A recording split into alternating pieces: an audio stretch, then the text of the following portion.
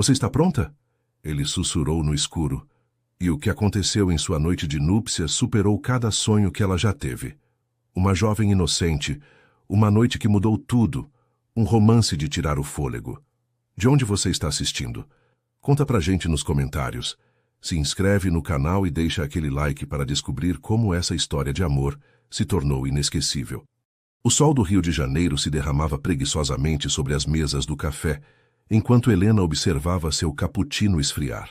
Aos 32 anos, com uma carreira bem-sucedida como arquiteta e uma vida aparentemente completa, algo em seu interior permanecia intacto, como um cômodo fechado em uma casa por todo o resto perfeita. As risadas dos casais próximos pareciam sublinhar aquele silêncio interior que nem mesmo o burburinho da Avenida Atlântica conseguia disfarçar. Talvez a vida não seja encontrar o que buscamos, mas reconhecer o que sempre esteve diante de nós, pensou, enquanto seus dedos brincavam distraidamente com a colher prateada. Não percebeu a presença daquele homem até que uma sombra se projetou sobre sua mesa. Ao levantar o olhar, encontrou-se com olhos cor de âmbar que pareciam conter histórias ainda não contadas. Com licença, posso me sentar? Não há mais mesas livres, disse ele com um leve sotaque que Helena não soube identificar imediatamente. Algo na forma como segurava um livro gasto de Carlos Drummond de Andrade debaixo do braço despertou sua curiosidade. Em qualquer outro dia, ela teria recusado educadamente. Mas naquela tarde de abril, quando as amendoeiras do rio começavam a se renovar, Helena assentiu quase sem pensar. À vontade, respondeu, retirando sua bolsa da cadeira vizinha. De qualquer forma, já estava de saída. Se minha presença incomoda, posso procurar outro lugar, respondeu ele, percebendo sua relutância. Helena o observou atentamente pela primeira vez. Não era convencionalmente atraente, mas havia algo magnético na forma como suas mãos expressivas seguravam aquele livro, na maneira como seu olhar parecia ao mesmo tempo presente e distante. Vestia-se com simplicidade, uma camisa de linho amarrotada e calças desgastadas que sugeriam uma relação complicada com as convenções. Não, fique. Só estava pensando alto, respondeu finalmente, surpreendendo a si mesma.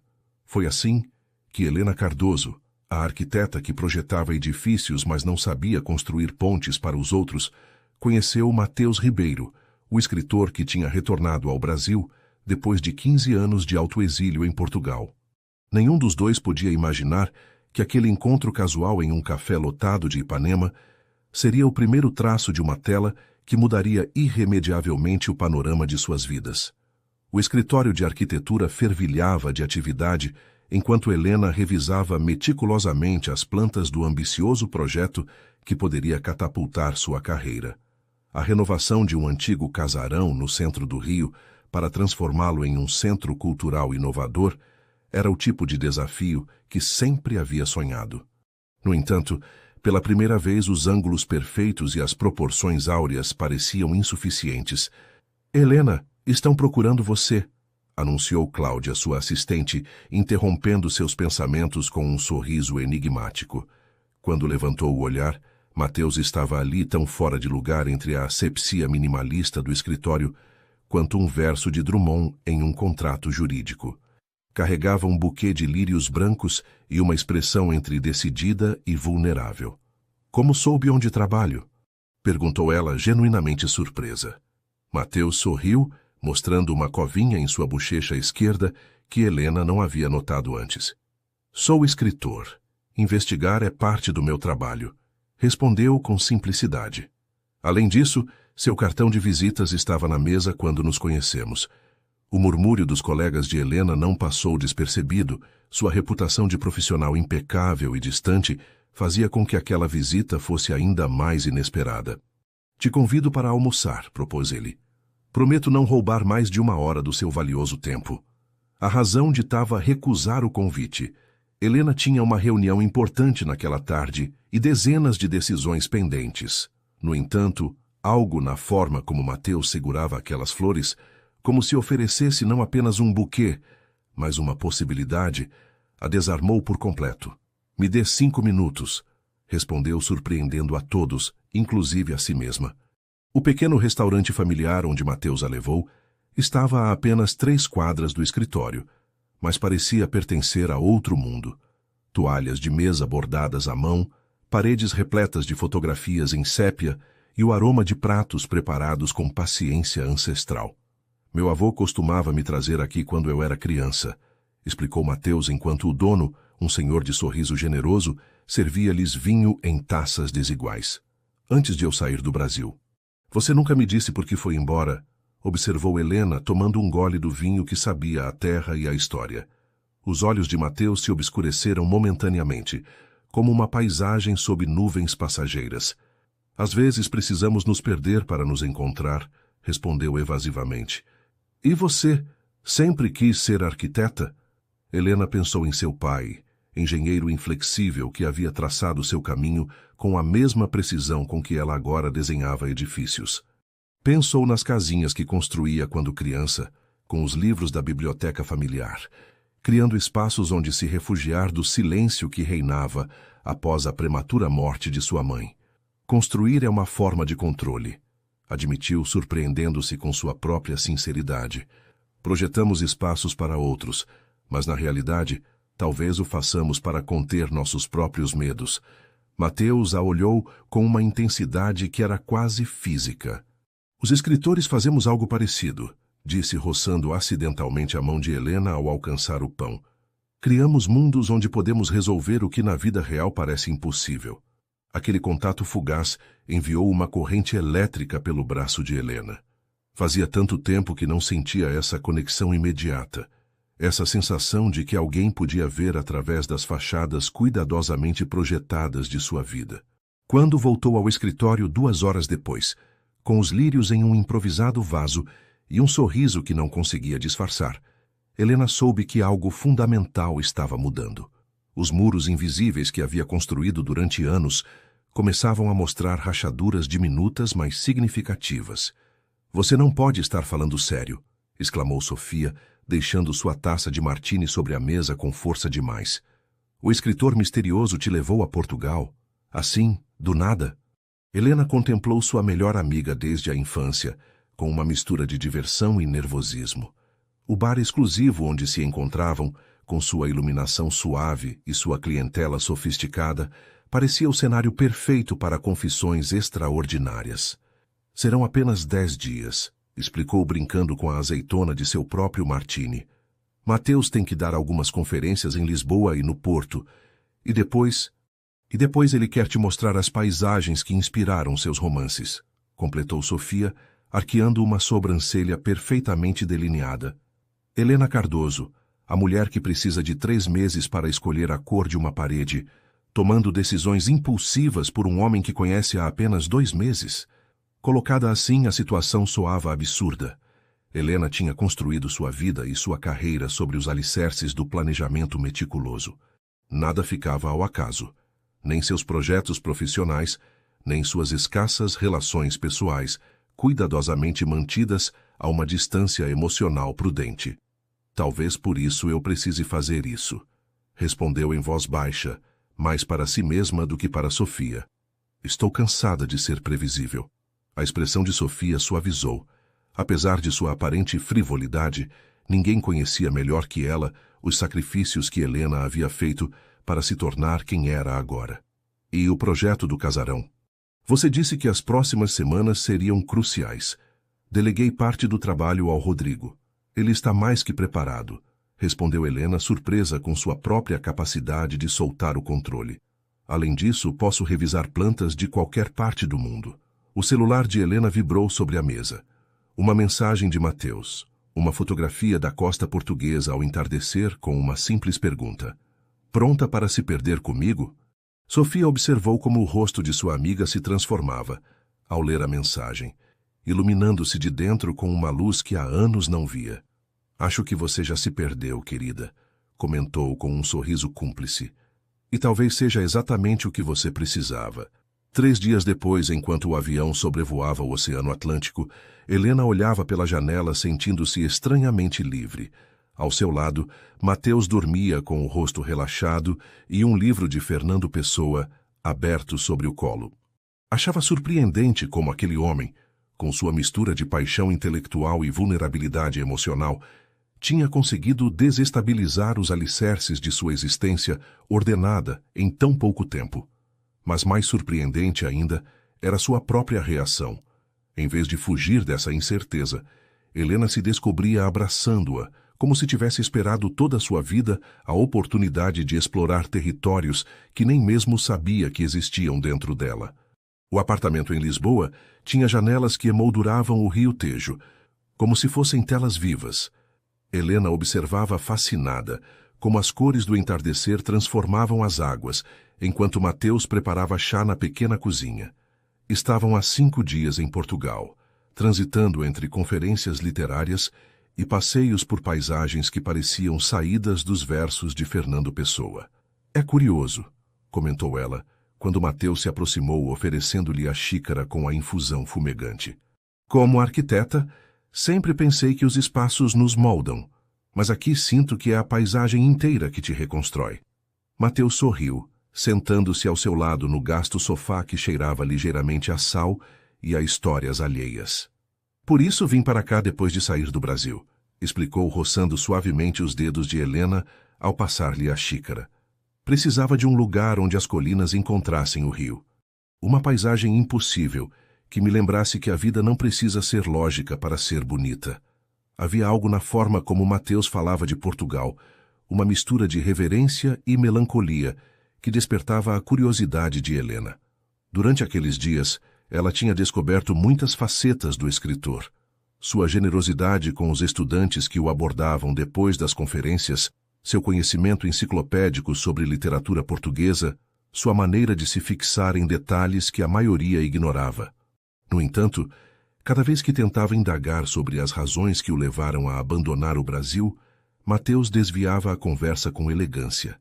Algum dia você terá que me contar a verdadeira história, insistiu Helena, sentindo que aquela peça faltante era crucial para entendê-lo completamente. Algo mudou no olhar de Mateus. O calor habitual deu lugar a uma distância que Helena não havia visto antes. Há histórias que não merecem ser contadas, Helena, respondeu com uma frieza que contrastava com a intimidade que haviam compartilhado nos últimos dias. Nem tudo precisa se transformar em uma narrativa. O silêncio que seguiu foi denso, carregado de palavras não ditas. Helena sentiu que acabava de tocar um muro invisível, mas sólido. A arquiteta nela queria analisar essa estrutura, entender seus alicerces, buscar uma porta. A mulher que estava aprendendo a sentir sem calcular por outro lado, percebeu a dor por trás daquela barreira. Sinto muito, disse finalmente. Não pretendia... Não importa, interrompeu a Mateus, levantando-se abruptamente. Devemos nos preparar. O jantar com Alexandre é em 1 hora. Enquanto se arrumava no pequeno banheiro, Helena se olhou no espelho embaçado pelo vapor do chuveiro. O que estava fazendo realmente naquele apartamento, naquele país, com um homem que continuava sendo em muitos aspectos um enigma? Pela primeira vez desde que havia aceitado acompanhá-lo, sentiu uma pontada de dúvida. O jantar com Alexandre Reis, o editor português de Mateus, foi um exercício de cortesia tensa. O ambiente íntimo do restaurante, com suas velas tremeluzentes e sua seleção de vinhos requintados, só parecia acentuar a distância que subitamente se instalara entre eles. Então, Helena, disse Alexandre, um homem distinto de 50 e poucos anos, Mateus já te mostrou a casa de Fernando Pessoa? Ainda não, respondeu ela forçando um sorriso. Nosso itinerário tem sido bastante intenso. Deveriam visitá-la, insistiu o editor, lançando um olhar significativo a Mateus. Especialmente a biblioteca. Acho que você acharia interessante certa primeira edição que o poeta conservava. Helena percebeu uma comunicação silenciosa entre ambos os homens. Havia algo mais naquela sugestão aparentemente inocente, um subtexto ao qual ela não tinha acesso. Talvez amanhã, respondeu Mateus secamente, mudando de assunto com uma habilidade que revelava seu ofício. E quanto à tradução para o francês? Você assinou o contrato? O resto do jantar transcorreu entre conversas profissionais que excluíam sutilmente Helena. Pela primeira vez desde sua chegada a Portugal, ela se sentiu como uma turista, uma estrangeira não apenas naquele país, mas na vida de Mateus. Quando voltaram ao apartamento, a tempestade que estava se formando no horizonte finalmente explodiu. A chuva golpeava as janelas com fúria, enquanto os relâmpagos iluminavam intermitentemente o quarto, criando sombras fantasmagóricas sobre as paredes. "Vai me dizer o que está acontecendo?" perguntou Helena, tirando os saltos que havia escolhido cuidadosamente para o jantar. "Ou isso também é uma história que não merece ser contada?" Mateus a olhou demoradamente, como se estivesse tomando uma decisão crucial. Lá fora, o vento uivava entre as colinas coloridas de Lisboa. "Você tem razão", disse finalmente, servindo-se de um copo de vinho do Porto que bebeu de um só gole. "Você merece saber com quem veio realmente ao fim do mundo." A chuva continuava batendo ritmicamente contra os vidros, como proporcionando uma trilha sonora às palavras que Mateus pronunciava com voz baixa. Sentados na penumbra do apartamento, iluminados apenas por um abajur e pelos relâmpagos ocasionais, o escritor finalmente revelava o mistério que havia carregado consigo durante 15 anos. Meu pai era um editor respeitado durante os últimos anos da ditadura militar. Começou com o olhar fixo nas luzes difusas do Porto. Publicava o que podia dentro dos limites permitidos, mas em segredo, ajudava a difundir obras proibidas. Eu cresci entre provas de impressão e manuscritos clandestinos, acreditando que os livros podiam mudar o mundo. Helena escutava em silêncio, percebendo que cada palavra custava a Mateus um esforço considerável, como se estivesse desenterrando algo doloroso. Quando comecei a escrever meu primeiro romance, meu pai foi meu primeiro leitor e meu crítico mais honesto. Ele me ensinou que a literatura não é só beleza, mas também verdade, por mais incômoda que seja. Continuou com um sorriso triste. "Um escritor que não incomoda é apenas um animador de festas", costumava me dizer. Um trovão particularmente forte fez as janelas vibrarem. Mateus se levantou para servir-se de outro copo de vinho, oferecendo um a Helena, que aceitou desta vez. O manuscrito do meu primeiro romance abordava temas espinhosos: a memória histórica, os silêncios cúmplices, os pactos de esquecimento. Sua voz adquiriu um tom mais amargo. Meu pai estava orgulhoso, mas me advertiu que publicá-lo teria consequências. Não o escutei. Helena começava a entender para onde se dirigia aquela história. O romance foi um sucesso inesperado. Ganhou um prêmio importante, foi traduzido para vários idiomas. Mateus bebeu um gole de seu copo. Mas também provocou reações violentas. Algumas pessoas influentes se sentiram aludidas. Reconheceram seus pais ou avós em personagens pouco favorecidos. "Te ameaçaram?" perguntou Helena, aproximando-se instintivamente dele. Mateus negou com a cabeça. "Pior, foram atrás do meu pai. A editora que ele havia construído durante décadas começou a perder contratos públicos. Seus sócios o abandonaram. Os bancos cancelaram suas linhas de crédito." A voz de Mateus quebrou ligeiramente. "Em 6 meses ele perdeu tudo. No dia em que teve que fechar a editora, sofreu um infarto. Sobreviveu, mas nunca voltou a ser o mesmo." Helena tomou a mão de Mateus entre as suas, sentindo como ela tremia levemente. "Não foi sua culpa", disse com suavidade. "Você só escreveu a verdade como ele havia te ensinado." "É o que Alexandre sempre diz", respondeu Mateus com amargura. "Mas você deveria ter visto o olhar do meu pai quando me disse para sair do Brasil."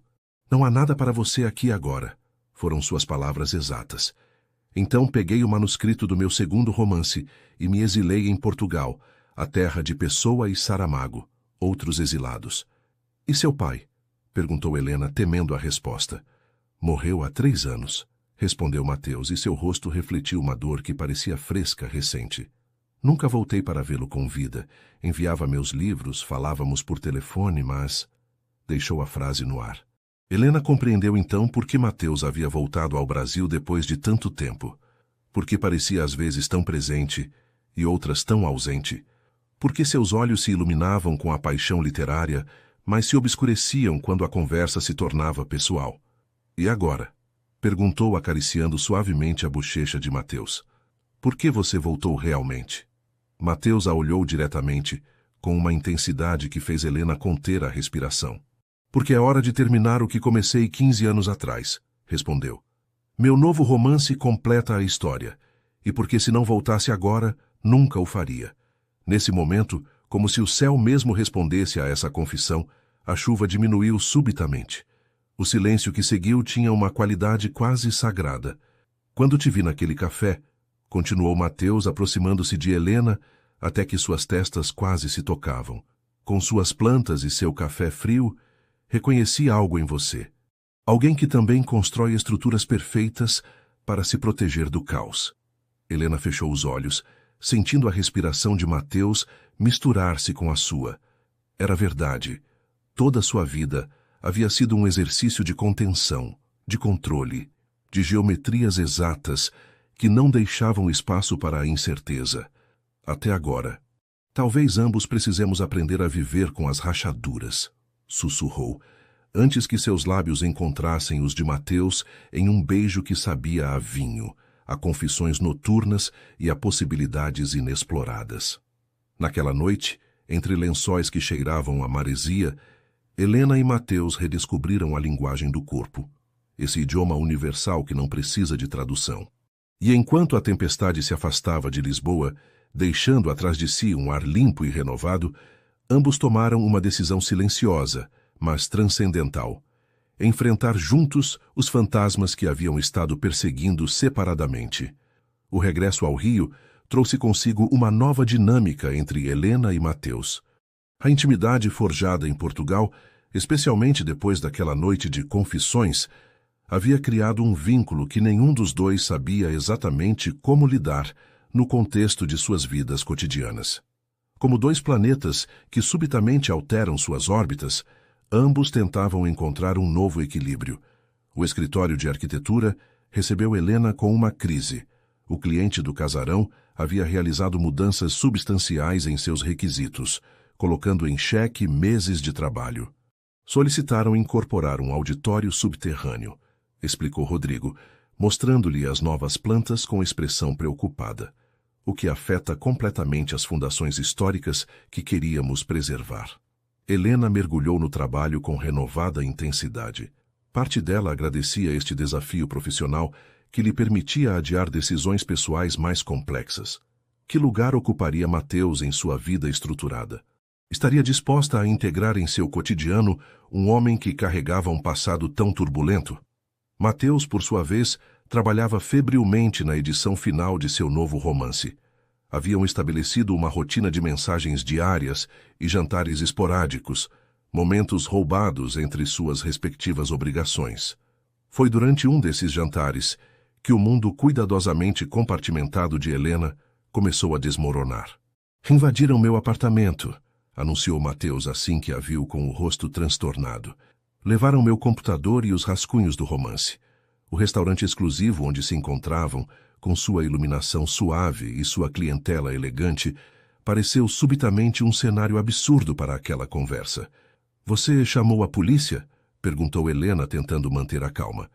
"Não é tão simples", respondeu Mateus, passando a mão pelo cabelo com gesto nervoso. "O romance revela nomes. Conecta eventos atuais com o passado que todos querem esquecer. Se cair nas mãos erradas..." Helena sentiu um arrepio percorrer sua espinha. A história que Mateus lhe contara em Portugal adquiria repentinamente dimensões mais concretas e ameaçadoras. "Você suspeita de alguém?" perguntou, baixando instintivamente a voz. "Tenho algumas ideias", respondeu Mateus, com uma expressão que Helena não havia visto antes, uma mistura de determinação e medo. "Mas preciso da sua ajuda." Aquela simples frase marcou um ponto de inflexão. Até esse momento, Helena havia mantido uma distância prudente entre sua vida ordenada e a existência turbulenta de Mateus. Agora, ele lhe pedia explicitamente que cruzasse essa linha. "O que você precisa?" perguntou surpresa com a firmeza de sua própria voz. "Há um homem, Francisco Monteiro", explicou Mateus. "Um antigo sócio do meu pai que o traiu quando as coisas ficaram difíceis. Agora é um importante assessor governamental. O romance o retrata, sem muita gentileza. Você acha que ele está por trás do roubo? É possível. Ou alguém que trabalha para ele." Mateus baixou o olhar para sua taça de vinho intacta. A esposa dele, Cecília, é presidente de uma fundação cultural. Soube que estão procurando um arquiteto para sua nova sede. Helena começava a entender o que Mateus sugeria. Você quer que eu me aproxime deles profissionalmente, concluiu, sentindo uma mistura de inquietação e excitação. Só preciso saber se eles têm um manuscrito, esclareceu Mateus. Não estou pedindo que você espione ou faça algo ilegal. Apenas mantenha os olhos abertos. Helena tomou um longo gole de seu vinho, dando-se tempo para pensar. A arquiteta metódica nela apontava todos os riscos, pessoais, profissionais, até mesmo legais. Mas outra parte, uma que havia despertado nas costas de Portugal, se sentia estranhamente atraída por essa incursão no desconhecido. Tudo bem, disse finalmente. Verei o que posso fazer. O sorriso de alívio de Mateus fez Helena sentir uma pontada de dúvida. Estaria tomando essa decisão pelas razões certas? Ou simplesmente estava se deixando levar pela intensidade do que sentia por ele? 3 dias depois, Helena se encontrava no escritório de Cecília Monteiro, uma mulher de uns 50 anos cuja elegância calculada ocultava uma frieza que Helena percebeu imediatamente. O luxuoso escritório, com vistas privilegiadas para o jardim botânico, estava decorado com um gosto impecável, que, no entanto, resultava estranhamente impessoal. Sua proposta para nossa sede é fascinante, senhorita Cardoso, comentou Cecília, revisando o portfólio que Helena havia preparado especificamente para esta reunião. Me interessa especialmente sua abordagem sobre a integração de espaços históricos com funcionalidades contemporâneas. É precisamente o que tentamos conseguir no projeto do Casarão Vilamar, respondeu Helena com profissionalismo calculado. Preservar a alma do edifício enquanto o adaptamos a novas necessidades. Ah, sim, o famoso casarão, sorriu Cecília. Meu marido comentava ontem mesmo sobre esse projeto. Parece que vocês estão tendo dificuldades com as mudanças solicitadas. Helena manteve sua expressão neutra, mas internamente ficou em alerta. Como Francisco Monteiro sabia sobre os problemas específicos do casarão? Essa informação não era de domínio público. Todo grande projeto tem seus desafios, respondeu diplomaticamente. É parte do processo criativo. A conversa continuou por vias profissionais, mas Helena não podia ignorar a sensação de estar se movendo em águas perigosas. Quando Cecília a convidou para uma recepção em sua casa no fim de semana, para que conhecesse possíveis patrocinadores, Helena aceitou com um sorriso que ocultava o tumulto de emoções contraditórias que sentia. Ao sair do edifício, ligou imediatamente para Mateus. Eles sabem do projeto do casarão, informou caminhando rapidamente pelo aterro do Flamengo. Informação que não deveriam ter. O que confirma minhas suspeitas, respondeu Mateus. Eles têm contatos dentro da prefeitura. Provavelmente os mesmos que pressionaram os clientes para solicitar essas mudanças impossíveis no seu projeto. Por que fariam isso? Perguntou Helena, parando em frente ao Museu de Arte Moderna sem realmente vê-lo. Para mantê-la ocupada, distraída, explicou Mateus com voz tensa. Ou talvez como uma forma de pressão indireta. Se sabem do nosso relacionamento, a palavra relacionamento ficou suspensa entre eles, carregada de implicações que nenhum havia verbalizado ainda. Me convidaram para uma recepção na casa deles, disse Helena, mudando ligeiramente de assunto. Neste sábado. O silêncio de Mateus do outro lado da linha foi mais eloquente que qualquer resposta. Não irei se você acha que é perigoso, acrescentou Helena, surpresa com sua própria temeridade. Não, você deve ir, respondeu finalmente Mateus. Mas tenha cuidado, Helena. Essas pessoas não conhecem limites quando sentem que seus privilégios estão ameaçados. Ao desligar, Helena olhou ao seu redor subitamente consciente de cada rosto, cada gesto, cada olhar. A arquiteta que sempre havia vivido em um mundo de linhas claras e espaços definidos se encontrava agora em um território sem mapas, onde as sombras podiam ocultar verdades incômodas ou perigos reais. E o mais desconcertante era que, apesar do medo, se sentia mais viva do que nunca. A mansão dos Monteiro era exatamente como Helena havia imaginado. Uma ostentosa exibição de riqueza disfarçada de bom gosto. Situada na Barra da Tijuca, a propriedade combinava linhas arquitetônicas contemporâneas com elementos clássicos, criando um efeito impressionante, mas ligeiramente discordante. Como arquiteta, Helena percebia imediatamente as decisões de design que priorizavam a aparência sobre a harmonia. Impressionante, não é? Comentou uma voz ao seu lado enquanto contemplava a fachada iluminada estrategicamente. Embora pessoalmente ache que falta alma, como aos seus donos. Helena se virou para encontrar-se com uma mulher mais velha, elegantemente vestida de preto, com um colar de pérolas que emoldurava um rosto de traços fortes e olhar penetrante. Carmen Silva. Apresentou-se a mulher, estendendo uma mão de dedos longos e nodosos. Viúva do poeta Raul Silva, embora ninguém aqui se lembre mais dele. E a senhorita é... Helena Cardoso, respondeu apertando aquela mão que transmitia uma força inesperada. Arquiteta. Ah, outra criadora de espaços, sorriu Carmen, com um brilho de cumplicidade em seus olhos escuros. Meu marido costumava dizer que os arquitetos e os poetas compartilham o ofício. Ambos constroem refúgios contra o caos, só que com materiais diferentes. Algo na forma como Carmen pronunciou essas palavras, com uma mistura de melancolia e sabedoria, tocou Helena profundamente.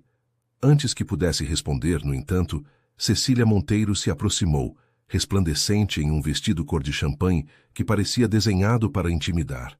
Vejo que conheceu nossa querida Carmen, disse com um sorriso que não alcançava seus olhos. Uma instituição viva no mundo literário carioca. Seu falecido esposo foi colega de seu pai, não é verdade, Carmen? A pergunta, aparentemente inocente, continha um subtexto que Helena não compreendeu completamente, mas que percebeu na súbita tensão no rosto de Carmen. Raul e Eduardo compartilharam muito mais que profissão, querida, respondeu Carmen com doçura envenenada. Compartilharam princípios, algo cada vez mais escasso em certos círculos. Cecília manteve seu sorriso artificial enquanto tomava Helena pelo braço com firmeza excessiva.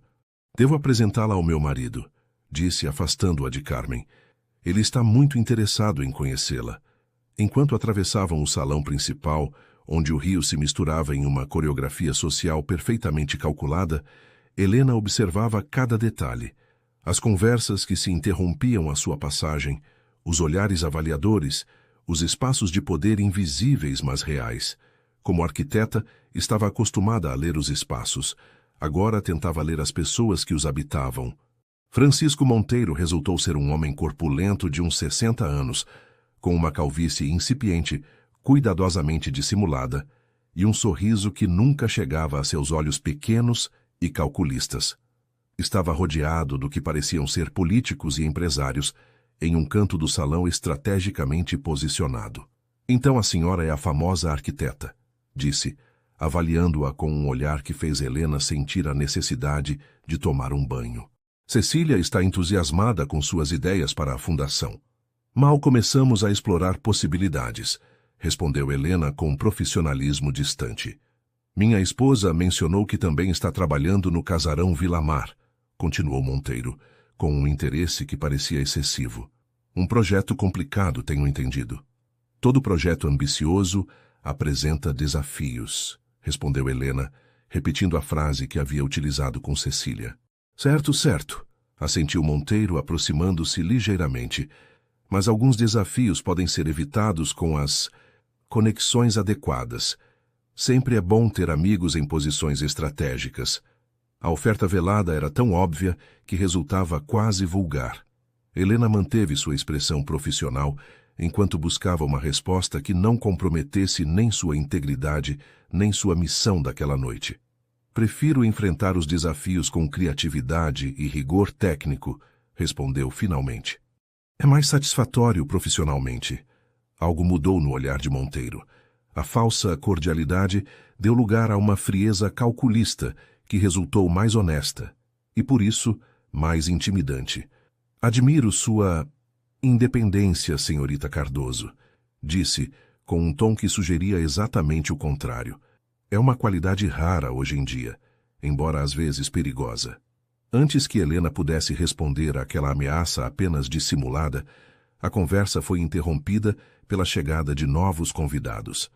Aproveitando a distração, Helena se desculpou e se dirigiu ao banheiro, necessitando de um momento para processar o que acabava de acontecer.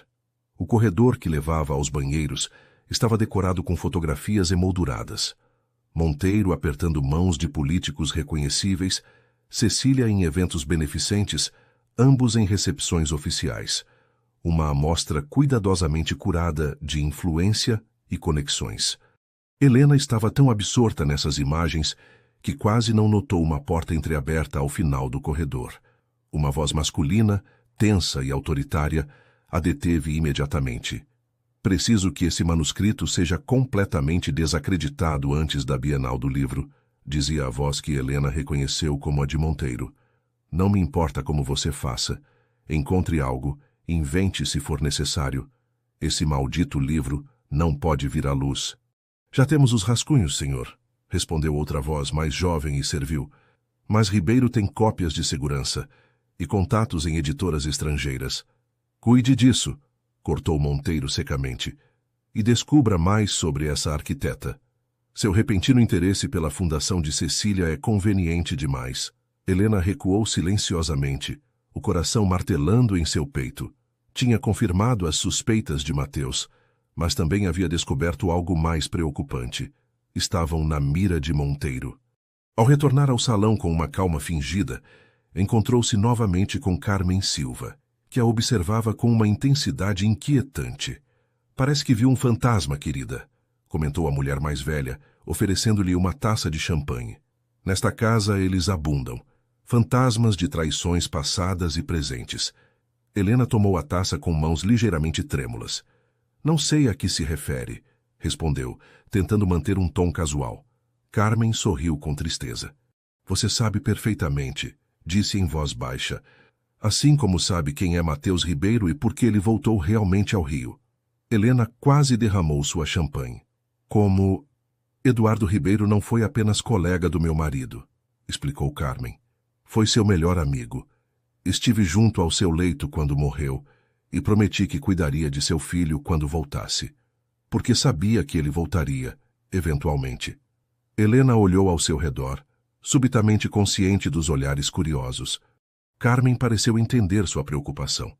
Ninguém nos presta atenção, querida, tranquilizou-a. Para todos esses abutres, sou apenas uma velha irrelevante recordando glórias passadas. O que quer de mim? Perguntou Helena diretamente. Carmen a olhou com uma mistura de compaixão e respeito. Quero que diga a Mateus que tenho algo que lhe pertence, respondeu com simplicidade. Algo que seu pai me confiou antes de morrer. Algo que completará o quebra-cabeça. Antes que Helena pudesse perguntar mais, Cecília se materializou novamente ao seu lado, desta vez acompanhada por um fotógrafo. Aqui estão duas de minhas mulheres favoritas, exclamou com falsa efusividade. Precisamos de uma foto para o boletim da fundação.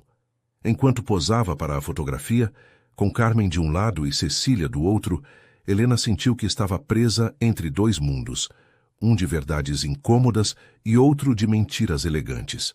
Que no meio dessa estranha casa de vidro, onde tudo parecia transparente, mas nada era o que aparentava, tomou uma decisão que alteraria irrevogavelmente o curso de sua vida e a de Mateus. Essa noite já não seria simplesmente uma observadora. Se tornaria protagonista de uma história que havia começado muito antes de seu nascimento. A mensagem de Mateus chegou às 3 da madrugada, despertando Helena de um sono intranquilo. Preciso te ver. Agora. É urgente. A noite carioca estava fresca, com esse ar limpo e frágil que precede o amanhecer. Helena dirigiu até o apartamento de Mateus em Santa Teresa, com uma sensação de irrealidade, como se estivesse se movendo em um sonho febril. As ruas vazias, os semáforos piscando em amarelo, a cidade contendo a respiração antes de um novo dia. Encontrou Mateus pálido, descabelado, com roupas que pareciam não ter sido trocadas há dias. O apartamento mostrava sinais de busca apressada. Livros empilhados no chão, gavetas abertas, papéis espalhados. Publicaram trechos manipulados do meu romance, explicou sem preâmbulos, mostrando-lhe a tela de seu tablet. Em um blog anônimo, mas já está circulando nas redes. Helena leu as passagens sentindo um nó no estômago. Reconhecia fragmentos do que Mateus havia lido durante sua viagem a Portugal, mas distorcidos, tirados de contexto, alternados com adições que convertiam uma exploração histórica complexa no que parecia uma diatribe vingativa e paranoica. É o manuscrito roubado, confirmou Helena, lembrando da conversa que havia escutado na casa dos Monteiro. Estão tentando desacreditá-lo antes que você possa publicar a versão real. Pior ainda, acrescentou Mateus, passando as mãos pelo rosto com gesto desesperado. Apresentaram um processo por difamação. Meu editor brasileiro está aterrorizado. Fala em cancelar o contrato. Helena sentiu que o chão se movia sob seus pés. Tudo estava acontecendo rápido demais, seguindo um roteiro que parecia escrito para destruir Mateus. Ouvi Monteiro na festa, disse, relatando-lhe a conversa captada no corredor. Eles têm os rascunhos e planejam algo mais. E sabem da minha conexão com você. Mateus a olhou com uma mistura de culpa e medo. Isso é exatamente o que eu temia, disse com voz quebrada. Arrastei você para minha guerra pessoal. Deveria ter me mantido longe de você. Helena sentiu uma pontada dolorosa ante essas palavras. É isso o que sou para você? Um erro? Perguntou, incapaz de conter a dor em sua voz. Não, exclamou Mateus, aproximando-se para tomar suas mãos. Você é a única coisa que deu sentido ao meu retorno. Mas nunca quis colocá-la em perigo. Carmen Silva também estava na festa, disse Helena, mudando de assunto para evitar que as emoções a transbordassem. Me pediu para dizer que tem algo que pertence a você. Algo que seu pai confiou a ela antes de morrer. A expressão de Mateus mudou completamente, como se um raio de luz atravessasse subitamente a escuridão que o envolvia. Carmen, murmurou com uma mistura de surpresa e esperança. Claro, meu pai mencionou seu nome em nossa última conversa, mas eu estava tão zangado, tão teimoso. O telefone de Helena tocou, interrompendo o momento. Era Rodrigo, seu colega do escritório. Helena, você tem que vir imediatamente, disse, com uma urgência incomum em sua voz habitualmente calma. O cliente do casarão cancelou o projeto. Estamos em crise. O quê? Como é possível? Perguntou Helena, embora já intuísse a resposta. Não sei, respondeu Rodrigo. Mas mencionaram algo sobre conflitos de interesse e associações questionáveis. Você tem ideia do que estão falando? Helena olhou para Mateus, que havia escutado a conversa graças ao viva voz do telefone. Sua expressão era uma mistura de raiva e resignação. Estarei lá em 1 hora, respondeu Helena, desligando. O silêncio que seguiu foi denso, carregado de implicações. As consequências que Mateus havia temido começavam a se materializar, mas agora não afetavam apenas a ele, mas também a Helena, a sua carreira cuidadosamente construída, a sua reputação profissional. Isso é apenas o começo, disse Mateus finalmente. Eles vão atrás de tudo o que me importa, e agora isso inclui você. Helena sentiu uma onda de determinação substituir o medo inicial. Toda sua vida havia jogado segundo as regras, havia construído estruturas seguras, havia evitado conflitos, mas agora, diante de uma injustiça tão flagrante, algo se rebelava dentro dela. Não vou deixá-lo sozinho nisso, declarou, com uma firmeza que surpreendeu a ambos. Se querem guerra, a terão, mas em nossos termos. O sorriso triste de Mateus continha tanto amor quanto preocupação. Você não sabe contra quem está se enfrentando, Helena, advertiu. Essas pessoas passaram décadas aperfeiçoando a arte de destruir vidas enquanto mantêm suas mãos aparentemente limpas. Precisamente por isso, não podemos permitir que ganhem, respondeu ela, aproximando-se para acariciar suavemente seu rosto tenso. Não se trata apenas do seu livro ou do meu projeto. Trata-se de não deixar que o medo nos paralise. Enquanto o amanhecer começava a filtrar sua luz, através das persianas do apartamento desordenado, Helena e Mateus se abraçaram, encontrando nesse contato humano básico a força para enfrentar o que viria. Era um abraço de amantes, sim, mas também de aliados, de companheiros em uma luta que acabavam de começar a entender. Devemos falar com Carmen o quanto antes, disse Helena, separando-se suavemente. E depois precisamos de um plano. Mateus assentiu, e pela primeira vez em dias, Helena viu um lampejo da paixão e determinação que a haviam atraído a ele desde o princípio. Vamos recuperar meu manuscrito, declarou, e publicar a verdade, custe o que custar. O que nenhum dos dois sabia naquele momento era que o custo seria muito mais alto do que imaginavam, e que antes de encontrar seu caminho para a luz, teriam que atravessar juntos a escuridão mais profunda. A reunião no escritório de arquitetura foi exatamente tão terrível quanto Helena havia antecipado. O projeto do casarão, que deveria ser a joia de sua carreira, havia sido cancelado oficialmente. Mas isso era apenas o começo. Outros 2 clientes importantes haviam pausado seus projetos com o escritório, citando reavaliações orçamentárias que soavam claramente como desculpas. Preciso saber o que está acontecendo, Helena, disse Carlos, o fundador do escritório e mentor de Helena durante anos. Recebi uma ligação de Ernesto Valverde esta manhã. Ele me perguntou diretamente se estávamos envolvidos em algum tipo de controvérsia política. Helena olhou para o homem que a havia guiado profissionalmente, que havia confiado nela a ponto de torná-la sócia minoritária do escritório numa idade em que a maioria dos arquitetos ainda desenhava plantas para outros. Devia-lhe a verdade, mas como explicar algo que nem ela mesma compreendia completamente? Estou investigando, respondeu, mantendo a compostura profissional que sempre a havia caracterizado. Prometo que resolverei isso. A expressão de Carlos, uma mistura de decepção e preocupação paternal, foi como uma punhalada. Você sempre foi brilhante, Helena, disse com suavidade. Mas às vezes a genialidade nos cega para os perigos reais. Seja lá o que for em que está envolvida, resolva, pelo bem de todos que trabalham aqui. Ao sair do edifício, Helena sentiu o peso dos olhares de seus colegas. Em apenas alguns dias, havia passado de ser a arquiteta exemplar, a profissional perfeita, a se tornar uma ameaça para o escritório que era sua segunda família. Seu telefone tocou. Era Sofia. Você viu o Globo hoje? Perguntou sua amiga sem preâmbulos. Não tive tempo, respondeu Helena, dirigindo-se ao seu carro com passo acelerado. Pois deveria. A voz de Sofia tinha um tom estranho entre preocupado e fascinado. Há uma coluna sobre influências estrangeiras em projetos culturais cariocas.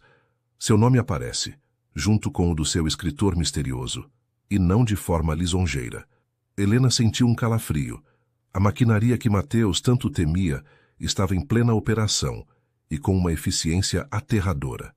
Te ligo depois, respondeu, desligando abruptamente ao ver uma figura familiar esperando-a junto ao seu carro. Carmen Silva, elegante como sempre em um sóbrio conjunto preto, parecia fora de lugar no estacionamento funcional do edifício de escritórios. Não temos muito tempo, querida, disse sem preâmbulos. E não é seguro falar aqui. Siga-me em seu carro. Meia hora depois, encontravam-se em um pequeno apartamento em Santa Teresa. Um espaço modesto, mas cheio de livros, quadros e lembranças que falavam de uma vida rica em experiências. Carmen preparou o chá em silêncio, enquanto Helena observava as fotografias emolduradas. Carmen mais jovem junto a um homem de aspecto intelectual, que devia ser Raul Silva. Ambos com um menino pequeno, que Helena reconheceu como Mateus. Carmen com Eduardo Ribeiro, o pai de Mateus, ambos com expressões sérias diante do que parecia uma editora. Mateus não pôde vir, explicou Helena quando Carmen serviu o chá em delicadas xícaras de porcelana. Está reunido com seu advogado. As coisas estão se complicando rapidamente. Carmen assentiu com expressão grave. Eu sei, vi os jornais, respondeu, sentando-se diante de Helena. Monteiro e seus aliados são eficientes quando sentem que seus segredos estão ameaçados. Que segredos exatamente? Perguntou Helena, indo direto ao ponto. Preciso entender contra o que estamos enfrentando. Carmen a olhou demoradamente, como avaliando quanto podia confiar nela. Eduardo Ribeiro não foi apenas editor, começou finalmente. Durante os anos finais da ditadura militar e a redemocratização, documentou meticulosamente conexões entre figuras do regime e empresários que se enriqueceram com a repressão. Nomes, datas, transações.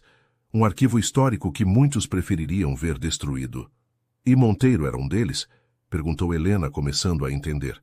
Francisco Monteiro era então um jovem ambicioso que trabalhava como assistente de um ministro, explicou Carmen. Utilizou essa posição para facilitar certos arranjos.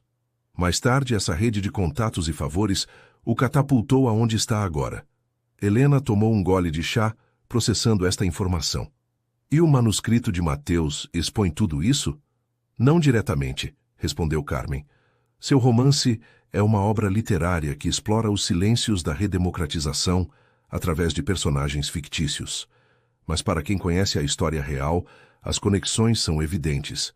E Monteiro sabe que Mateus possui informação muito mais concreta, que ele não utilizou, acrescentou Helena. Ainda, precisou Carmen, levantando-se para dirigir-se a um pequeno cofre dissimulado atrás de um quadro. Isto é o que Eduardo me confiou antes de morrer. Disse que só deveria entregá-lo a Mateus quando fosse absolutamente necessário. Do interior do cofre, extraiu um pequeno disco rígido e uma pasta de couro gasto.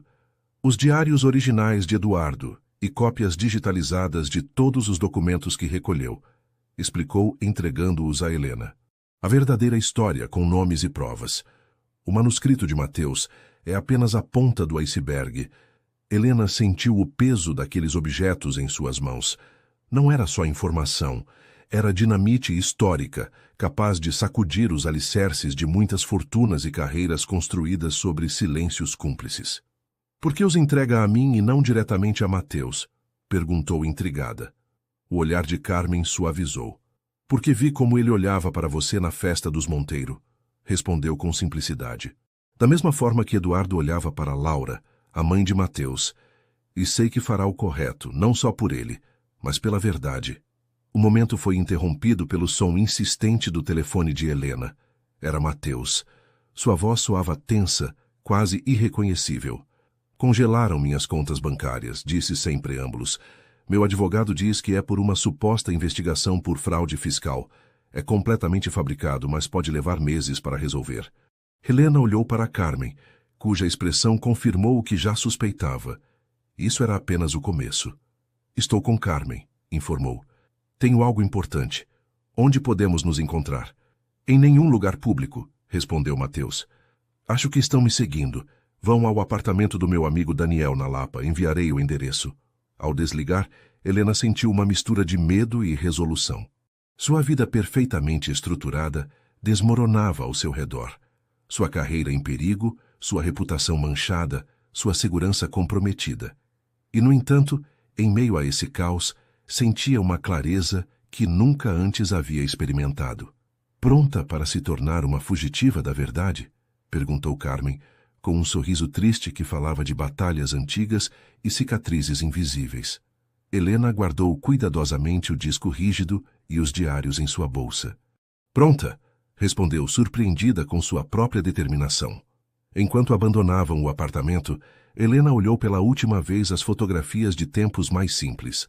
Pensou nos edifícios que havia projetado, estruturas perfeitas calculadas para resistir a terremotos e tempestades.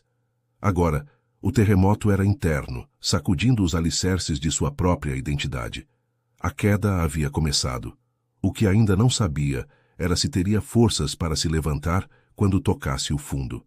O apartamento de Daniel, um fotógrafo amigo de Mateus, era um loft industrial em um antigo edifício de fábricas reconvertido. Espaços abertos, vigas de metal expostas, janelões que em outros tempos teriam fascinado Helena de uma perspectiva arquitetônica.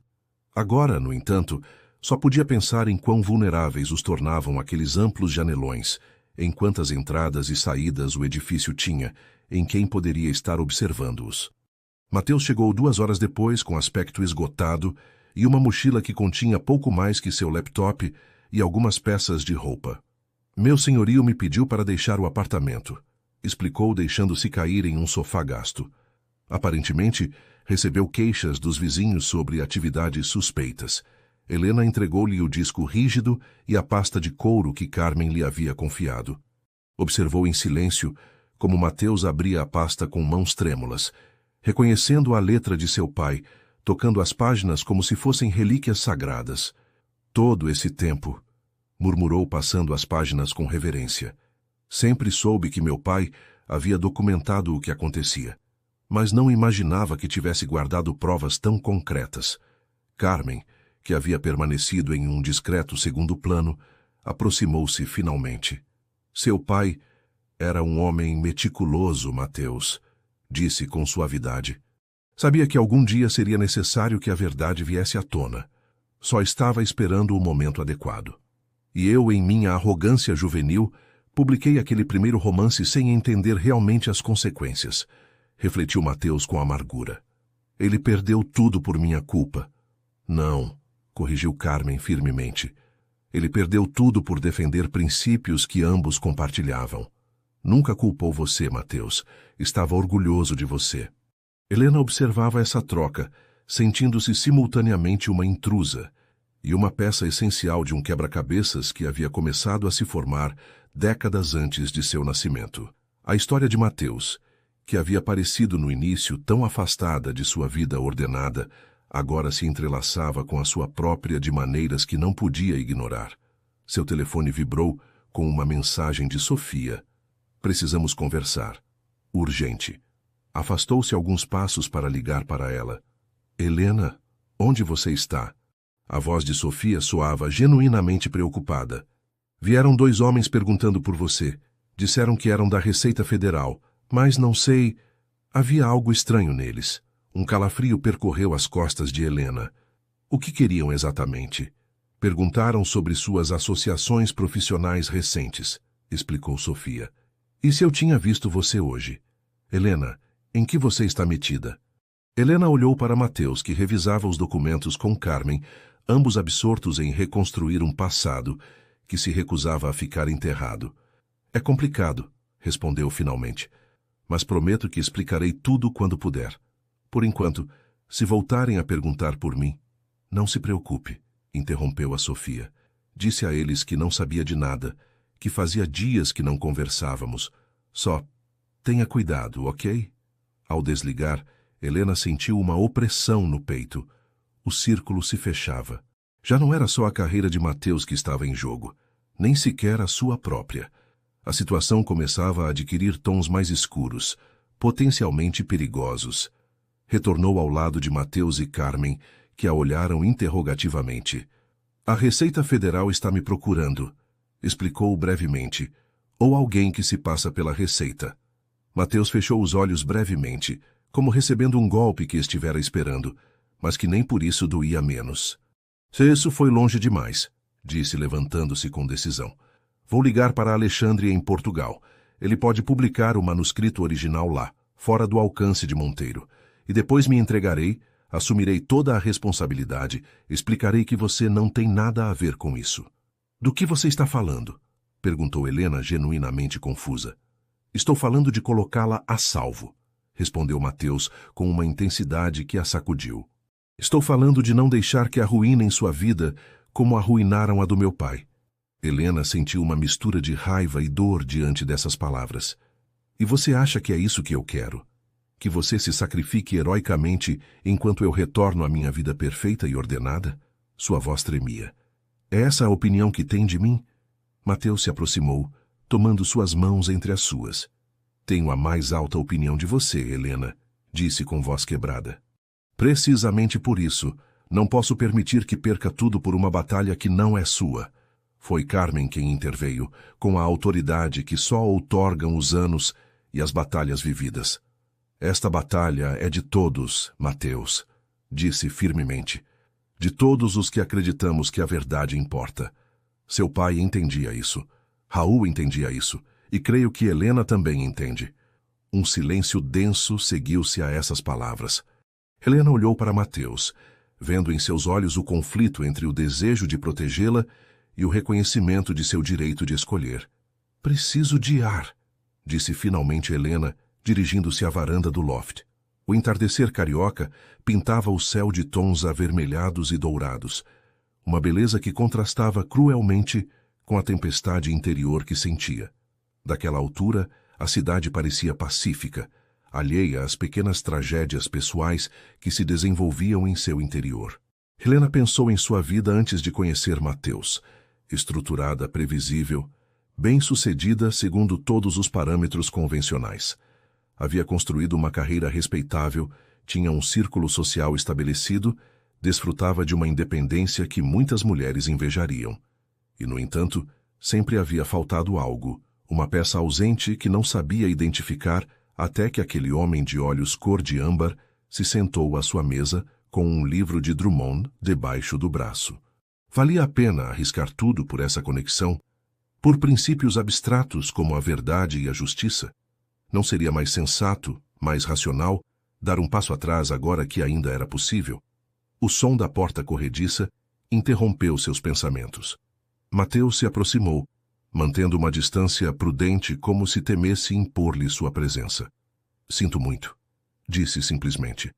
Não devia ter presumido que podia decidir por você. Helena não respondeu imediatamente. A brisa noturna agitava seu cabelo enquanto contemplava a cidade que se acendia gradualmente sob o manto da noite. Toda minha vida calculei riscos, disse finalmente. Medi consequências. Construí estruturas seguras, tanto literal quanto metaforicamente. Virou-se para olhar diretamente para Mateus. E, no entanto, aqui estou, arriscando tudo por um homem que mal conheço há alguns meses, por uma causa que até pouco tempo não era a minha. Um sorriso triste assomou aos seus lábios. Qualquer análise racional diria que estou cometendo o maior erro da minha vida. Mateus assentiu lentamente, aceitando a lógica implacável de suas palavras. E o que diz seu coração? Perguntou, com uma vulnerabilidade que desarmou Helena. Meu coração diz que há batalhas que definem quem somos, respondeu ela aproximando-se dele, e que às vezes a única coisa imperdoável é não lutar quando sabemos que é o correto. Mateus a olhou com uma mistura de admiração e temor, como quem contempla algo precioso e frágil. Tenho medo por você, admitiu, acariciando suavemente sua bochecha, mais do que por mim mesmo. E eu por você, respondeu Helena, inclinando-se em direção à sua carícia. Mas talvez esse medo compartilhado seja nossa força. Sob o céu noturno do rio, com as luzes da cidade como testemunhas silenciosas, selaram esse pacto com um beijo que sabia a determinação e a vulnerabilidade, a medo e a coragem. Um beijo que marcava o fim definitivo da dúvida e o começo de uma resistência compartilhada. Quando retornaram ao interior do apartamento, onde Carmen os esperava com expressão serena, ambos haviam mudado sutilmente. Já não eram um escritor e uma arquiteta presos em circunstâncias extraordinárias. Eram aliados, companheiros, guerreiros de uma causa que os transcendia. Precisamos de um plano, disse Helena, com a clareza que sempre havia caracterizado sua abordagem profissional. Não basta publicar o manuscrito original. Precisamos expor toda a verdade, com provas que nem mesmo Monteiro possa desacreditar. Carmen sorriu, reconhecendo naquela jovem arquiteta o mesmo espírito indomável que havia admirado em Laura Ribeiro décadas atrás. E eu conheço exatamente as pessoas que podem nos ajudar, disse, sacando um telefone antigo que contrastava com a tecnologia moderna que os rodeava. É hora de despertar alguns fantasmas do passado. Os dias seguintes transcorreram em uma nebulosa de atividade frenética e clandestina. O apartamento de Daniel se converteu em um improvisado quartel-general, onde confluíam pessoas de diferentes gerações unidas por um propósito comum: desmascarar décadas de mentiras cuidadosamente construídas. Carmen havia ativado uma rede adormecida de antigos colegas e amigos, jornalistas aposentados mas com contatos vigentes, advogados especializados em direitos humanos, historiadores comprometidos com a memória histórica. Pessoas que haviam vivido a redemocratização por dentro e conheciam suas contradições e silêncios. Helena, por sua vez, havia aplicado suas habilidades organizativas para sistematizar a informação do arquivo de Eduardo Ribeiro, criando linhas temporais, conexões visuais, mapas conceituais que tornavam compreensível a complexa rede de cumplicidades e interesses. É como projetar um edifício, explicou a Mateus, enquanto trabalhavam juntos, rodeados de documentos e computadores. Só que, em vez de estruturas físicas, estamos mapeando estruturas de poder. Mateus a observava com uma mistura de admiração e remorso. Helena havia perdido seu emprego no escritório de arquitetura, formalmente suspensa até esclarecer a situação, e seu apartamento estava sob vigilância, segundo informara Sofia, que agora atuava como elo discreto com o mundo exterior. Nunca poderei compensá-la por tudo isto, disse uma noite, enquanto compartilhavam um jantar improvisado na varanda. Helena se olhou com severidade. Não estou aqui para ser compensada, Mateus, respondeu com firmeza. Estou aqui porque acredito no que fazemos e porque te amo. Era a primeira vez que verbalizava esse sentimento, nascido nas praias de Portugal e fortalecido na adversidade carioca. Mateus a olhou com uma intensidade que fez com que o resto do mundo parecesse momentaneamente irrelevante. Eu te amo, repetiu ela surpresa com a simplicidade com que essas palavras expressavam algo tão complexo. E não apesar de tudo isto, mas em parte graças a isto, porque você me mostrou uma versão de mim mesma que eu não sabia que existia. Antes que Mateus pudesse responder, foram interrompidos pela chegada de Martim Salcedo, um veterano jornalista investigativo que havia trabalhado com Eduardo Ribeiro nos anos da redemocratização. Temos notícias, anunciou com o entusiasmo de um profissional que recupera a paixão de seus melhores anos. O Correio da Manhã está disposto a publicar a história completa, com provas, documentos, tudo, e o farão simultaneamente com meios internacionais. The Guardian, Le Monde, Der Spiegel. A notícia caiu como uma bomba de esperança no grupo. Como você conseguiu isso? Perguntou Mateus incrédulo. Martim sorriu, mostrando o orgulho profissional de toda uma vida dedicada ao jornalismo. Alguns de nós nunca deixamos de ter contatos, rapaz, respondeu. E acontece que há muitos jornalistas, tanto aqui quanto no exterior, que há anos esperam poder contar esta história. Helena, sempre prática, foi diretamente ao ponto crucial. Quando? 3 dias, respondeu Martim. Eles precisam de tempo para verificar toda a documentação, preparar a apresentação, coordenar a publicação simultânea. E nós precisamos terminar de organizar todo o material. Os dias seguintes foram um turbilhão. A equipe trabalhava praticamente sem descanso, revisando cada documento, contrastando cada dado, preparando versões digitalizadas de todas as provas. Helena mal dormia, impulsionada por uma energia que nascia da convicção profunda de estar participando de algo transcendental. Na noite anterior à publicação, enquanto os demais finalmente descansavam, Helena encontrou Mateus sozinho na varanda, contemplando a cidade com expressão indecifrável. Amanhã tudo mudará, disse ele sem se virar, percebendo sua presença. Para o bem ou para o mal, não há volta. Helena se aproximou, abraçando-o por trás, apoiando sua bochecha contra suas costas, sentindo a batida de seu coração. Você tem medo? Perguntou suavemente. Mateus cobriu as mãos de Helena com as suas, estabelecendo esse contato que se tornara essencial para ambos. Não por mim, respondeu com honestidade. Toda a minha vida adulta estive me preparando para este momento, ainda que não soubesse, mas temo por todos os que se envolveram. Por Carmen, por Martim, por você especialmente. Somos todos adultos que tomaram suas próprias decisões, respondeu Helena. Não carregue um peso que não lhe corresponde. Mateus se virou para olhá-la diretamente, com uma intensidade que fez Helena conter a respiração.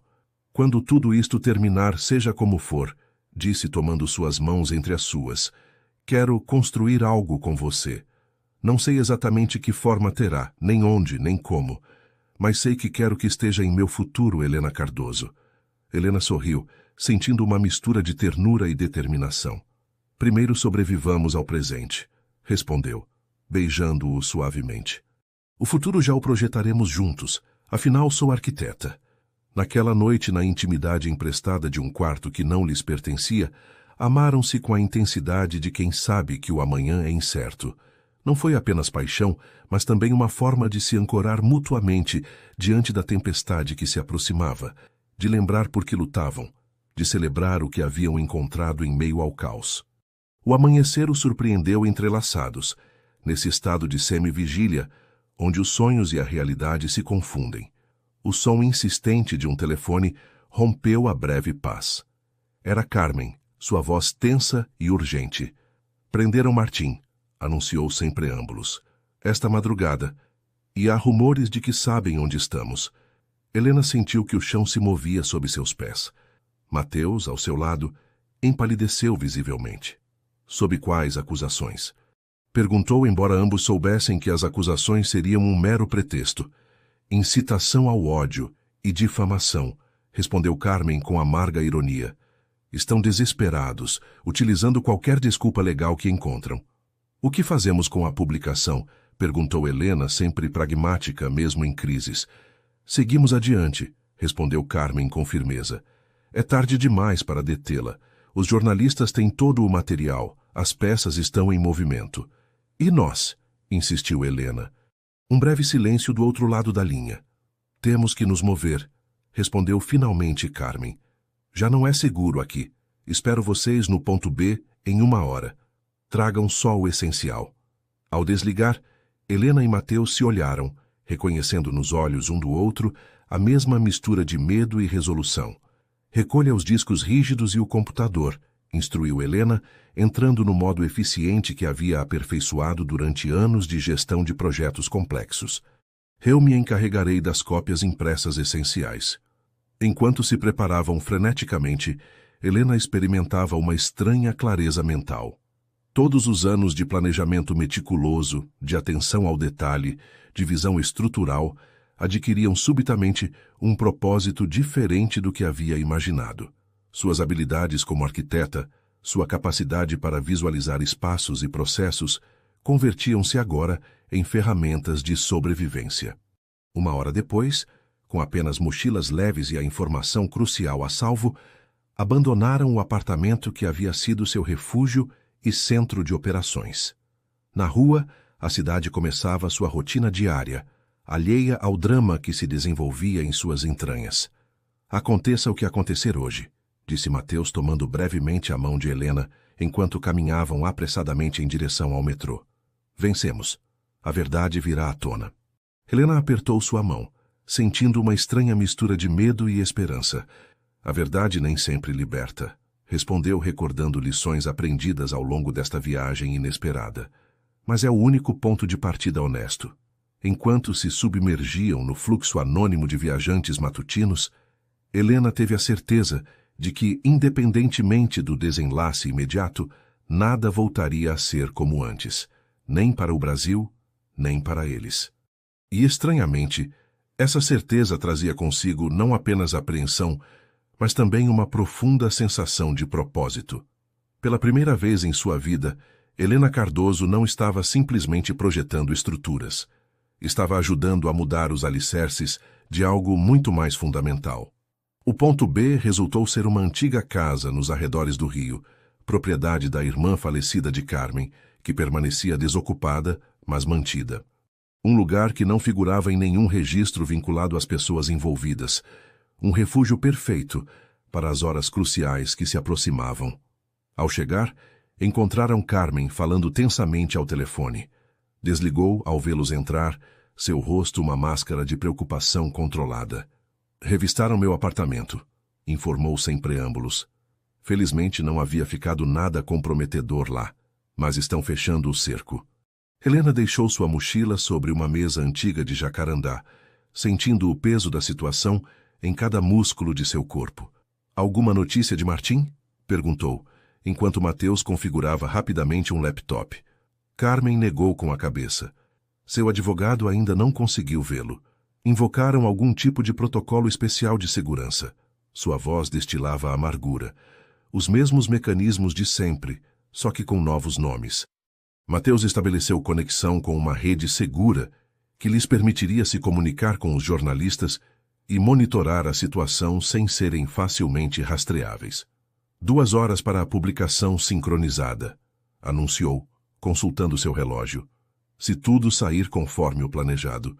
Os 3 compartilharam um olhar carregado de significado. Se tudo sair conforme o planejado, era uma frase frágil naquelas circunstâncias. Um desejo mais que uma expectativa. O telefone de Helena tocou, sobressaltando-os. Era Sofia. Helena, você tem certeza? Perguntou sua amiga sem preâmbulos. Vieram ao escritório, interrogaram todo mundo. Carlos está devastado. Dizem... Dizem coisas terríveis sobre você nas redes sociais. Helena respirou profundamente, buscando a calma em meio à tempestade. Tenho certeza, Sofia.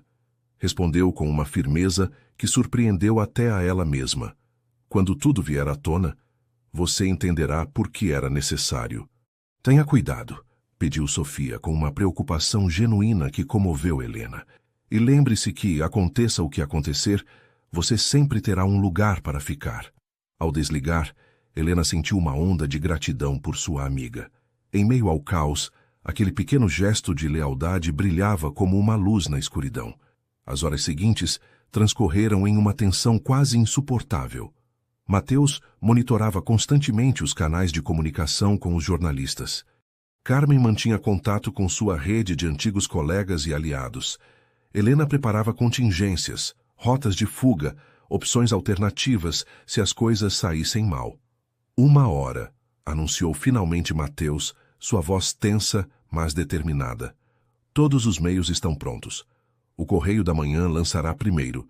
Os internacionais seguirão em cascata. Carmen serviu café forte em xícaras desiguais, um gesto cotidiano que parecia absurdamente normal naquelas circunstâncias extraordinárias. Seja o que for que ocorra hoje, disse com a serenidade que só outorgam as batalhas já travadas, lembrem-se de que a história está do nosso lado. Helena tomou a xícara oferecida, o aroma intenso do café, lembrando-lhe subitamente aquela primeira tarde no Rio, quando um desconhecido com um livro de Drummond lhe havia pedido para compartilhar a mesa.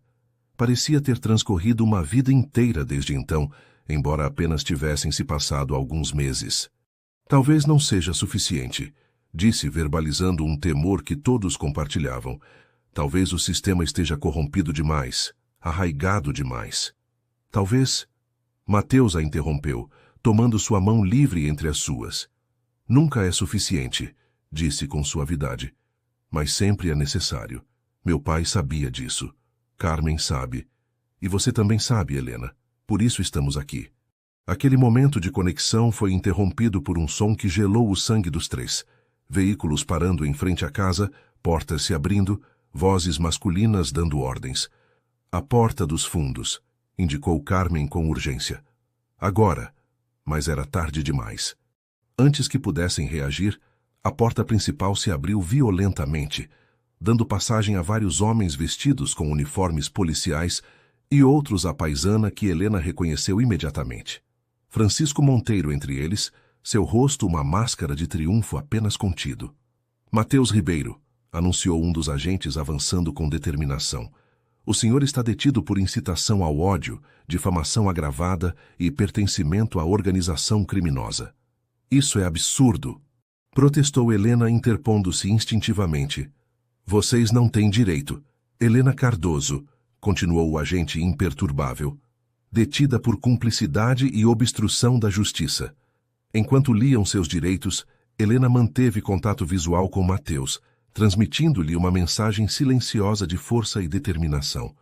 Não haviam chegado tão longe para se renderem agora. Carmen, respeitada por sua idade ou talvez considerada inofensiva, não foi algemada, embora sim informada de que deveria acompanhá-los para declarar. 40 minutos, sussurrou a Helena enquanto os separavam. Só precisamos resistir por 40 minutos. Helena compreendeu. Se pudessem atrasar qualquer tipo de confissão ou entrega de informação durante esses minutos cruciais, a publicação ocorreria de qualquer forma. A verdade escaparia, incontenível como a água entre os dedos.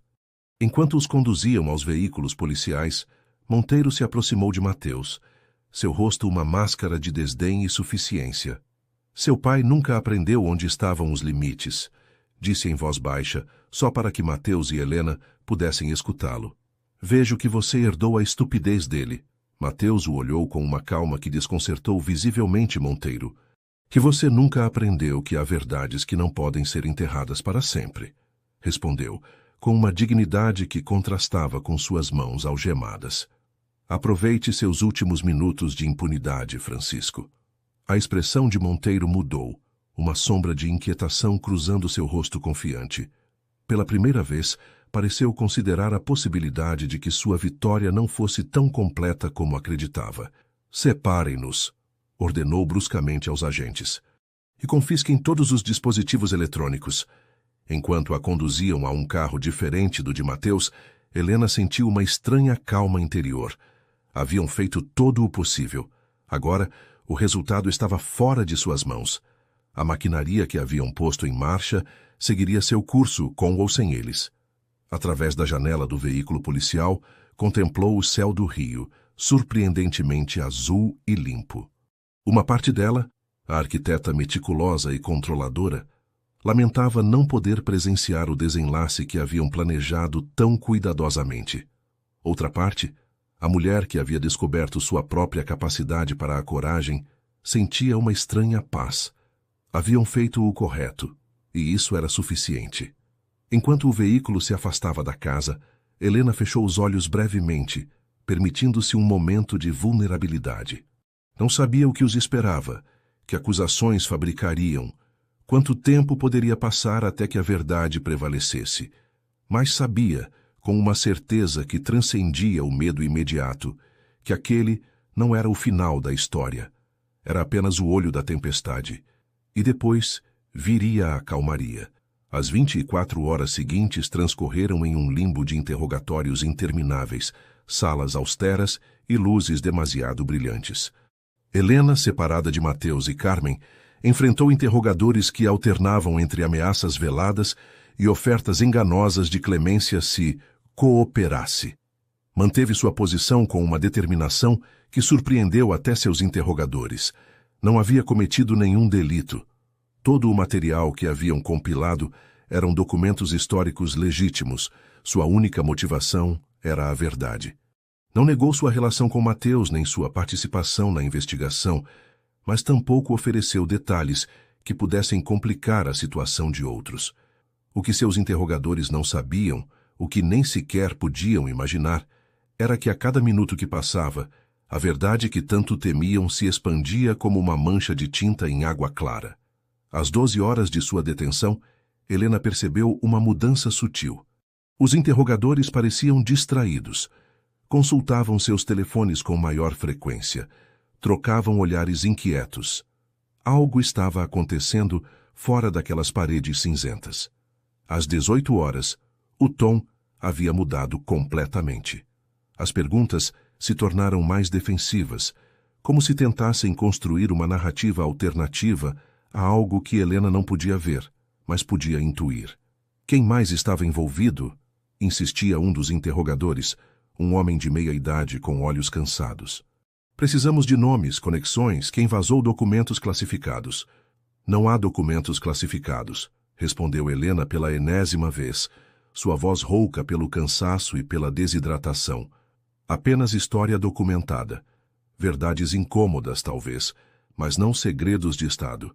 Finalmente, às 24 horas exatas de sua detenção, a porta se abriu para dar passagem não a outro interrogador, mas a uma mulher de terno impecável que se apresentou como sua advogada. Helena Cardoso, disse com formalidade profissional.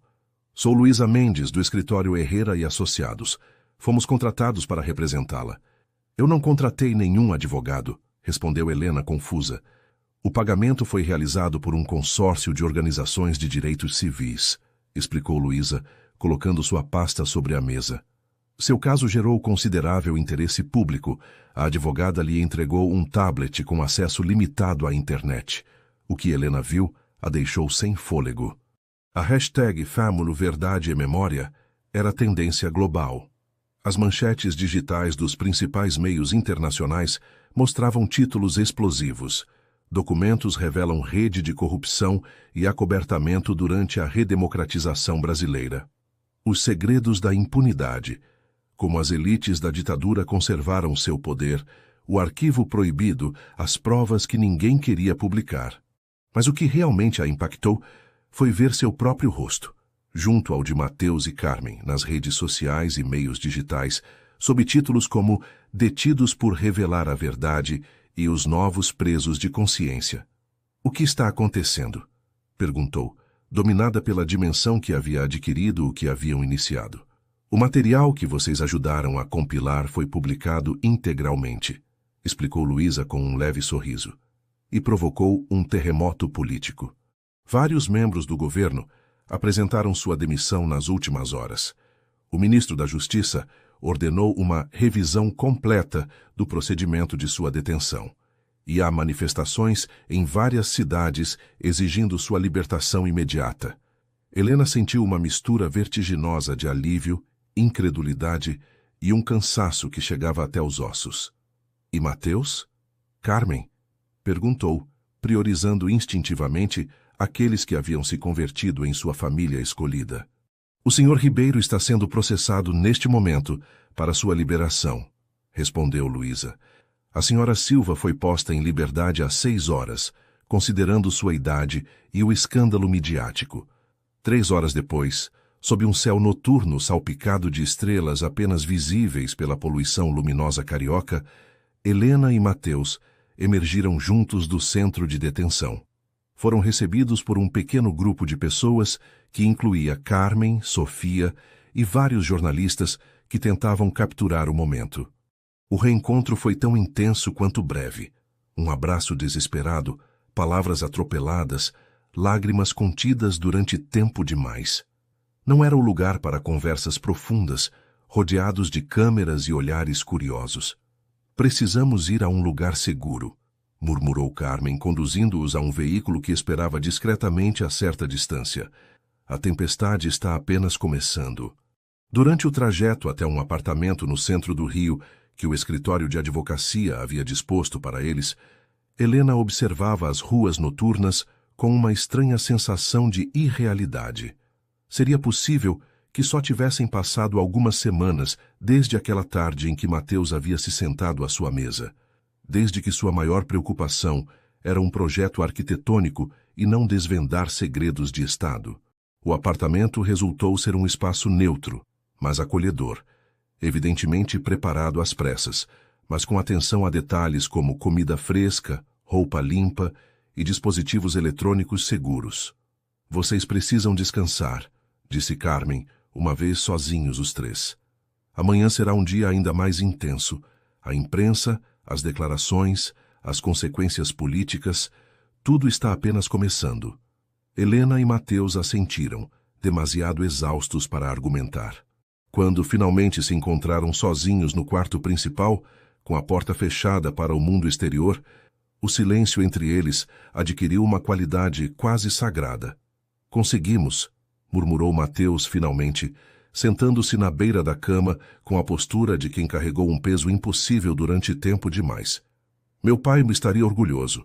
Helena se sentou ao seu lado, tomando sua mão entre as suas, sentindo cada calo, cada linha dessa mão, que havia escrito verdades incômodas e havia segurado a sua através do caos. O que vem agora? Perguntou suavemente. Para nós, quero dizer. Mateus a olhou com aqueles olhos cor de âmbar que haviam sido a primeira coisa que ela notara naquela tarde no café, agora mais profundos, marcados pela experiência compartilhada. Não sei, respondeu com honestidade. Suponho que teremos que improvisar como fizemos até agora. Helena sorriu, reconhecendo nessa incerteza algo que paradoxalmente lhe resultava reconfortante. Para alguém que passou a vida planejando cada detalhe, disse recostando-se junto a ele, resulta estranhamente libertador não ter uma planta definida. Mateus a abraçou, seus corpos encontrando esse ritmo compartilhado que haviam descoberto nas costas portuguesas e que nem mesmo as celas separadas haviam conseguido apagar. Talvez esse seja o verdadeiro projeto que estamos construindo juntos, murmurou contra seu cabelo. Um espaço sem plantas prévias, definido apenas pelo que decidamos colocar nele. Helena fechou os olhos, permitindo-se finalmente sentir todo o esgotamento, o medo, o triunfo e a incerteza dos últimos dias. Amanhã enfrentariam as consequências públicas de suas ações, as repercussões que apenas começavam a vislumbrar-se. Mas esta noite, neste breve interlúdio de calma, só existiam eles dois e a certeza de terem escolhido corretamente.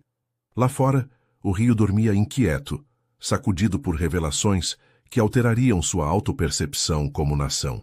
Dentro, na intimidade daquele quarto emprestado, duas pessoas que haviam se encontrado por casualidade e se haviam escolhido por convicção, descansavam finalmente. suas respirações sincronizadas como seus destinos. O amanhecer os encontraria preparados para enfrentar juntos o que viesse. A luz depois da tempestade, com todas as suas claridades reveladoras e seus novos desafios. 6 meses depois, Helena contemplava o entardecer da varanda de uma pequena casa em Paraty.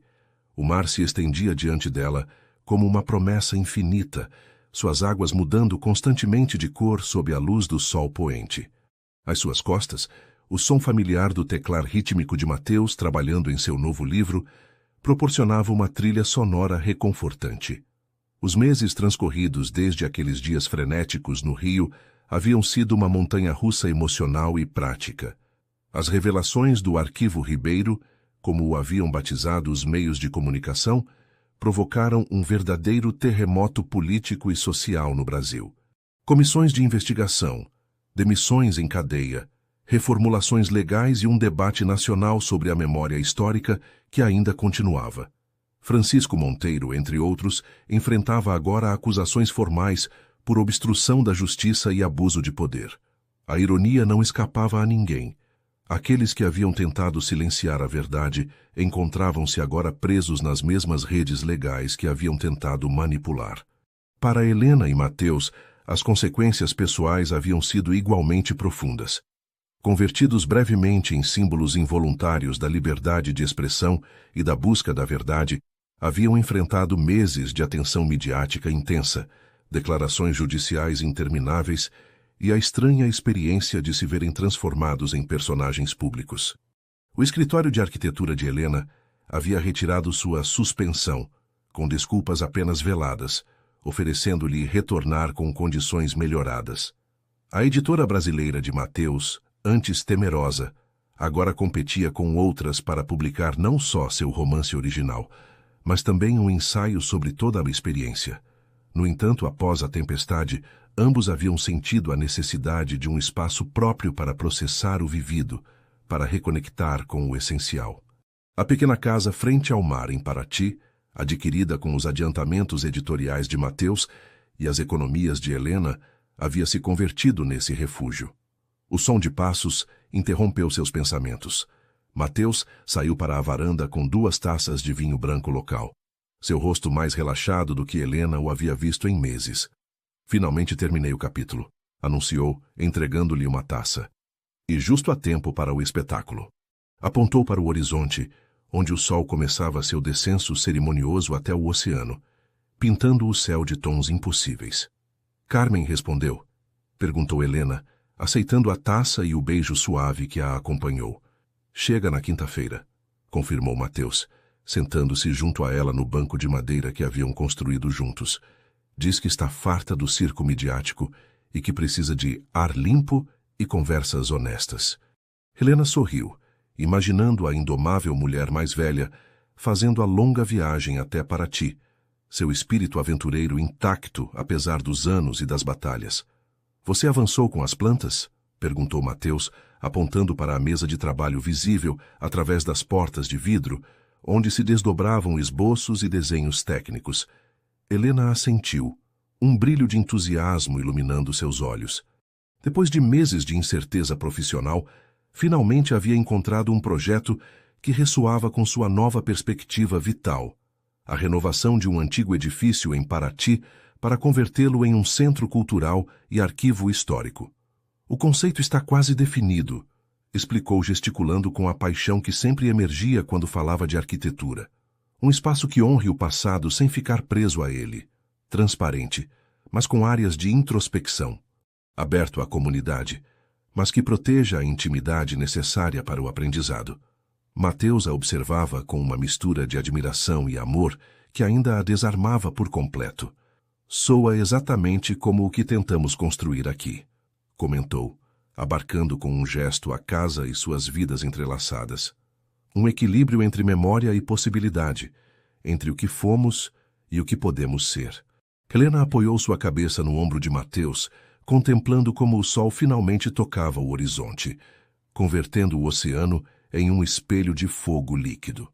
Às vezes me pergunto como seria minha vida se naquela tarde você não tivesse se sentado à minha mesa, confessou em voz baixa. Se tivesse escolhido outro café, outra varanda. Mateus entrelaçou seus dedos com os dela, esse gesto cotidiano que se havia convertido em sua âncora compartilhada. Prefiro pensar que teríamos encontrado outra forma de cruzar nossos caminhos, respondeu. Que algumas pessoas estão destinadas a se encontrar, não importa quantos desvios tomem. Helena sorriu, reconhecendo o romantismo incurável do escritor que havia irrompido em sua vida ordenada e a havia transformado irrevogavelmente. A arquiteta prática em mim duvida dos destinos predeterminados, respondeu brincalhona. Mas a mulher que aprendeu a viver com incerteza quer acreditar que você tem razão. O sol desapareceu finalmente, deixando atrás de si um resplendor persistente que se resistia a ceder ante a noite iminente. Nesse momento suspenso entre o dia e a escuridão, Helena sentiu uma clareza que ia além das palavras.